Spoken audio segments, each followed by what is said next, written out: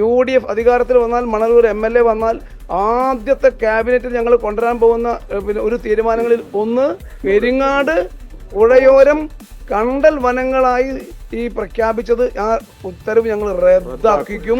അത് പുഴയായി അവിടെ നടത്തും. ജനങ്ങളുടെ ജീവിതത്തിന് വീട് വെക്കാൻ, താമസിക്കാൻ, മീൻ പിടിക്കാൻ, അവർക്ക് ഉപജീവനത്തിന് വേണ്ടി മാർഗം ഉണ്ടാക്കാനുള്ള എല്ലാ തടസ്സങ്ങളും മാറ്റി ആ ഉത്തരവ് ഞങ്ങൾ റദ്ദാക്കിക്കും.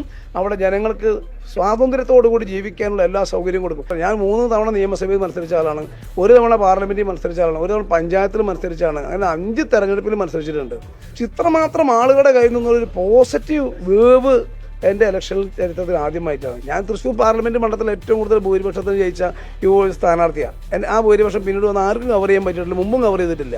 പക്ഷേ ഈ ഇലക്ഷൻ കാണുന്നത് എന്നെ പോലും അത്ഭുതപ്പെടുത്തുകയാണ്. ജനങ്ങൾക്ക് ഇത്രമാത്രം ഒരു പ്രതീക്ഷ, ഒരു ആവേശം, അത് തന്നെയാണ് ഈ ഇലക്ഷൻ ഞങ്ങളുടെ ഏറ്റവും വലിയ അസറ്റ്.